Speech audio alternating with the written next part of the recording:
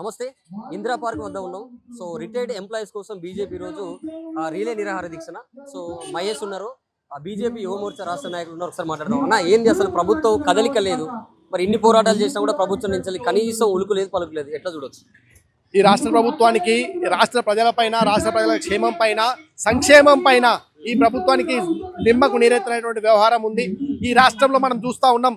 ధర్నా చౌక్ ఈరోజు మోసపోయినటువంటి ప్రజలంతా కూడా, రోడ్డున పడ్డ ప్రజలంతా కూడా బజారుకు వచ్చి ధర్నా చేస్తాను. ధర్నా చౌకంతా కూడా దద్దరిల్లిపోతా ఉంది. అటు కుమ్మేరే బాధితులు కావచ్చు, అటు మూసి బాధితులు కావచ్చు, ఇక్కడ రిటైర్మెంట్ ఉద్యోగులు కావచ్చు, 60 ఏళ్ళ ముసలోళ్ళు, పంట ముసలోళ్ళు ఇక్కడ ధర్నాలు చేస్తా ఉన్నారు. ఈ రాహుల్ గాంధీ వస్తున్నారు అనంతగిరి హిల్స్ అని చెప్తే ఇక్కడ అశోక్ నగర్ నిరుద్యోగులు పట్టుకపోయి అరెస్ట్ చేసి స్టేషన్లలో పెట్టేసి, ఇంత సిగ్గుమాలిన ప్రభుత్వము, చేతగాని ప్రభుత్వము, ప్రజా వ్యతిరేక ప్రభుత్వము నాకు 30 ఏళ్ళు వచ్చినా ఈ 30 ఏళ్ళ చరిత్రలో ఎప్పుడు చూడలేదు. నాకు వచ్చి 20 ఏళ్ళు వచ్చిన కాలంలో, 20 ఏళ్ళ కాలంలో నేను ఎక్కడ చూడలేదు. అంటే దౌర్భాగ్యమైన ప్రభుత్వము ఈ కాంగ్రెస్ పార్టీ, కాంగ్రెస్ పాలన, రేవంత్ రెడ్డి సర్కార్ అని ప్రజలు నినదిస్తుండ్రు, గొంతేస్తున్నారు. పాపం వీళ్ళకు రిటైర్ అయ్యిండు 35 ఏళ్ళు. గతంలో కూడా మీరు బీజేపీ నుంచి వెళ్ళి ఒక పెద్ద పోరాటం కూడా ఇక్కడే ఇందిరా పార్క్ వద్దనే ఆల్రెడీ చేసారు. సో చాలా మంది కూడా మిమ్మల్ని, సరే మాకు బీజేపీ సపోర్ట్ ఉన్నది, సో సెంట్రల్ నుంచి కూడా ఇంకా మాకు సపోర్ట్ ఉంటే మేము ప్రభుత్వం మీద కొట్లాడతాం అని చెప్పేసి రిటైర్ ఉద్యోగులు చెప్పారు. సో మళ్ళీ చేస్తున్నారు. ప్రభుత్వం నుంచి ఎలాంటి ఇప్పటిదాకా కూడా రాలేదు. సో నెక్స్ట్ స్టెప్ ఏంది సార్? అందుకే ప్రజలు ఎన్నుకొని అసెంబ్లీకి వెళ్ళినటువంటి మా నాయకులు, గెలిచినటువంటి మా ఎమ్మెల్యేలు డెఫినెట్లీగా మా వారిని వినిపిస్తూ అసెంబ్లీలో కూడా మాట్లాడి, ఈ ప్రభుత్వము ఏదైతే రిటైర్మెంట్ బెనిఫిట్స్ 31 మార్చి వరకు, 1 మార్చి వరకు ఇస్తా అన్నదో, ఈ రోజు 1 తారీఖు మార్చు, 2 తారీఖు మార్చు వాళ్ళు ఫుల్ఫిల్ చేయలేదు కాబట్టి ఇక్కడ ఆందోళన జరుగుతుంది. రేపు రానున్న అసెంబ్లీ సమావేశంలో అసెంబ్లీని స్తంభింపజేస్తాం మా ఎమ్మెల్యేల ఆధ్వర్యంలో, మా ఎమ్మెల్సీల ఆధ్వర్యంలో. ఈ రాష్ట్ర ప్రభుత్వాన్ని, రాష్ట్రాన్ని స్తంభింపజేస్తాం మా బీజేపీ రాష్ట్ర అధ్యక్షుడు రామచంద్రరావు గారి నేతృత్వంలో. డెఫినెట్లీగా కేంద్ర ప్రభుత్వం నుంచి ఏ బెనిఫిట్స్ అయితే రావన్నో, ఏవైతే రావాల్సినాయో అవన్నీ రిలీజ్ అయిపోయినాయి. రిలీజ్ కాదని చెప్తూ బీజేపీ పైన, కేంద్ర ప్రభుత్వం పైన దాటవేసే ధోరణిగా మాట్లాడుతున్నటువంటి ఈ ప్రభుత్వం ఉన్న సన్నాసులను బయటికి రమ్మని చెప్పి అడుగుతున్నాం. మేము చర్చకు సిద్ధంగా ఉన్నాం.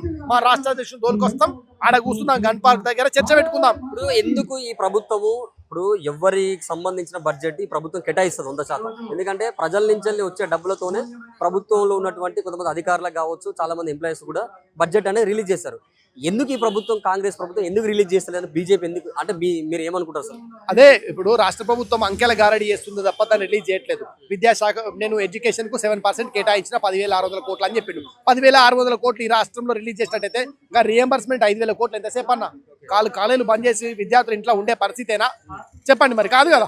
ఇంకా గురుకులాల్లో ఎందుకు పురుగులన్నం తిని పిల్లలు ఆసుపత్రి పాలవుతారన్న? ఎందుకు పిల్లలకు ఫుడ్ పాయిజన్ అవుతుందన్న? ఈరోజు ఈ రాష్ట్ర ప్రభుత్వం నిధులు రిలీజ్ చేయట్లేదన్న. ఇప్పుడు వైద్య రంగానికి మేము 9% కేటాయించామని చెప్పేసి 19,000 కోట్లు చూపించినాం కదా. ఆరోగ్యశ్రీ డబ్బులు రావట్లే అని చెప్పేసి ఆరోగ్యశ్రీ సర్జరీలు ఆపేసారు. అత్యవసర సేవలు తప్ప ఇంకేం చేయట్లేదు ఆరోగ్యశ్రీలు. మీరు చూడండి, ఆరోగ్యశ్రీ ట్రీట్మెంట్ యాక్సెప్ట్ చేసిన హాస్పిటల్ వెరీ లిమిటెడ్ అయిపోయినాయి. అంటే ఈ ప్రభుత్వము ఏ బడ్జెట్ కూడా అంకెల గారని తప్ప రిలీజ్ చేయట్లేదు. రెండోది ఏం చెప్తుందంటే, అక్కడ డబ్బులు లేవు, నా 2 జేబులు ఇప్పి చూపిస్తా, ఈ 2 జేబులలో చూసుకొని నాకు నెలకు 1,800 కోట్లు తప్ప అంతకంటే 1 రూపాయి మిగిలేదు లేదు, పోయేలే అని చెప్పాడు. 1,800 కోట్ల కంటే ఎక్కువ రూపాయలే అని చెప్పాడు రేవంత్ రెడ్డి. మరి 1,000 కోట్ల రూపాయలు గాంధీ కుటుంబానికి ఎట్లా ఇస్తాడన్నా? గాంధీ కుటుంబానికి అవసరమైతే 1,000 కోట్లు ఇస్తా. ఎవనమ్మ సొమ్మురా భయ్ ఇయ్యడానికి? తెలంగాణ ప్రజల సొమ్ము 10,000 కోట్లు హెచ్సి భూములను కుదబెట్టి తీసుకొచ్చినావు కదా. ఆ 10,000 కోట్లు ఎడబడి రేవంత్ రెడ్డి 2,000 కోట్లు ఇక్కడ ఫైనాన్షియల్ డిస్ట్రిక్ట్ లో భూములు అమ్మిండు రాయదుర్గం దగ్గర.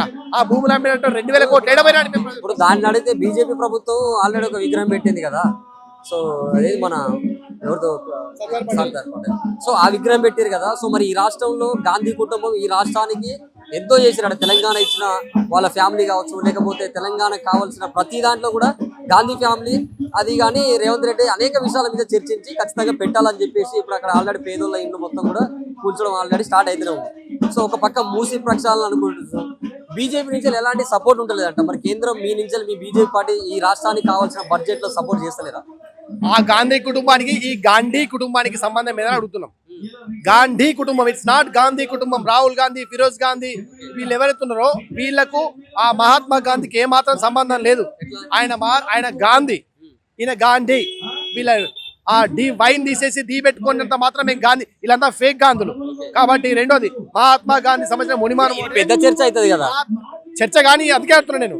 మహాత్మా గాంధీ మునిమానుడు తుషార్ గాంధీ చెప్పిండు, పేదల ఇండ్లు కూల్చకండి, మా తాతకు ఆ విగ్రహం వద్దు అని చెప్పిండు. ఆ తర్వాత కూడా ఈ ఫేక్ గాంధీలు, they are not Gandhis, fake గాంధీలు, mention my words, okay, mark my words. వాళ్ళ విగ్రహాన్ని పెట్టి ఈరోజు ఎవరి కాళ్ళల్లో ఆనందాన్ని చూద్దామని ఈరోజు 5,000 కోట్లు పెట్టి నేను గాంధీ విగ్రహం పెడతా అని చెప్పేసి నువ్వు అంటున్నావు కదా.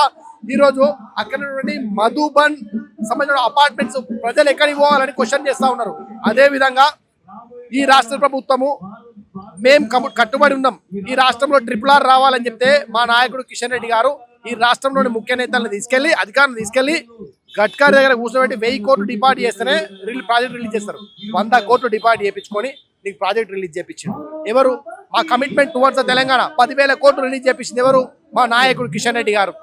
రేపు మూసీ ప్రక్షాళనలో మూసీ సుందరీకరణకు మేము కట్టుబడి ఉన్నాం.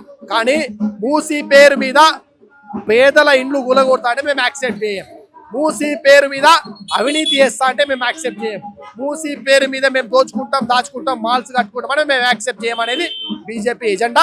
డెఫినెట్లీ మేము ప్రజల పక్షమే, నిరంతరం ప్రజల పక్షమే అని చెప్పేసి మేము కొట్లాడుతాం. ఈ రిటైర్డ్ ఎంప్లాయీస్ బాధలు ఇలా గోసలు సో ఇప్పటికి కూడా తీరినట్టు కనబడతలేదు.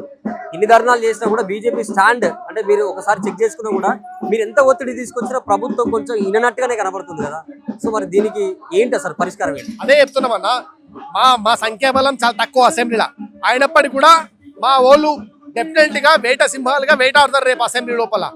ఎందుకంటే ఈ ప్రభుత్వము రేవంత్ రెడ్డికి పేపర్ చదివి అలవాట్లేదు కావచ్చు, న్యూస్ ఛానల్ చూసి అలవాట్లేదు. ఎందుకంటే ఈ రాష్ట్రం అట్టుడికిపోతుంది ధర్నాలతో, ఈ రాష్ట్రం అట్టుడికిపోతుంది ప్రజా వ్యతిరేకతతో. ఈ రాష్ట్ర ప్రజలంతా కూడా గోసపడతా ఉన్నారు. ఒకవైపు ఖమ్మంలో కన్నీరు, హైదరాబాద్ నడుగొట్ల మూసీ బాధితుల గొడవలు, అటు పోతే నాగర్ కర్నూలులో కుమ్మెర బాధితులు, కులాంకారము ఉన్నటువంటి కొమ్మెర బాధితులు, ఇన్ని రకాల సమస్యలతో రాష్ట్రం అట్టుకుపోతుంటే నువ్వు ప్రశాంతంగా అనంతగిరి హిల్స్ లో ఎట్లా మీటింగ్ పెట్టుకుంటావు రేవంత్ రెడ్డి? డెఫినెట్లీ అసెంబ్లీకి అయితే రావాలి కదా ముఖ్యమంత్రి. అసెంబ్లీలో మా ఎమ్మెల్యేలు చూసుకుంటారు, అది మా ఎమ్మెల్సీలు చూసుకుంటారు. ఏ కాక చూపినా ఆ కాక పెట్టిస్తారు. ఈ రోజు పెట్టారు కదా, సో వీళ్ళకి ఏం మీరు అంటే మీరు వీళ్ళకు ఎలాంటి స్టాండ్ ఇవ్వబోతున్నారు? వీళ్ళకి ఒకవేళ మా దగ్గర అధికారం గిట్ట ఉండుంటే ఈరోజు రాత్రి రిలీజ్ చేస్తాం మన డబ్బులు. మా దగ్గర అధికారం అప్పుడు కాంగ్రెస్ వాళ్ళు కూడా ఇట్లానే అన్నారు కదా. ఏమంటున్నా అదే వాళ్ళు అనడం పేరు మా చేతుల ప్రభుత్వం. దేశం చూస్తా ఉన్నాం కదా, మేము కేవలం పదవుల కోసం బతికేటోళ్ళం కాదు, పదవుల కోసం పాకులాడే. ఏ ఎలక్షన్ ఉన్నా ఏ పార్టీ అధికారంలోకి రావాలన్నా ఇవే మాట్లాడారు. ప్రజల కోసం కొట్లాడుతూ ఉన్నాం, మాకు ఉన్నటువంటి 7 ఎమ్మెల్యేలు మేము మాట ఇచ్చిన మీకోసం అండగా ఉంటాను. అందుకే కదా ఇక్కడ కూర్చున్న ఎమ్మెల్యేలు కూర్చోలేదా? రేపు అసెంబ్లీలో కూడా మాట్లాడతారు.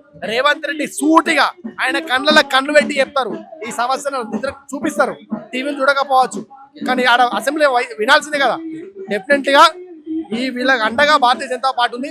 రాష్ట్ర వ్యాప్తంగా మా రామచంద్రరావు గారి నేతృత్వంలో మేము ఆందోళన నిర్వహిస్తాం. ఈ ప్రభుత్వాన్ని ఎక్కడికక్కడ ఎండగడతాం. ప్రజా సమస్యల పరిష్కారం కోసం మేము కట్టుబడి ఉంటాం. That is our agenda.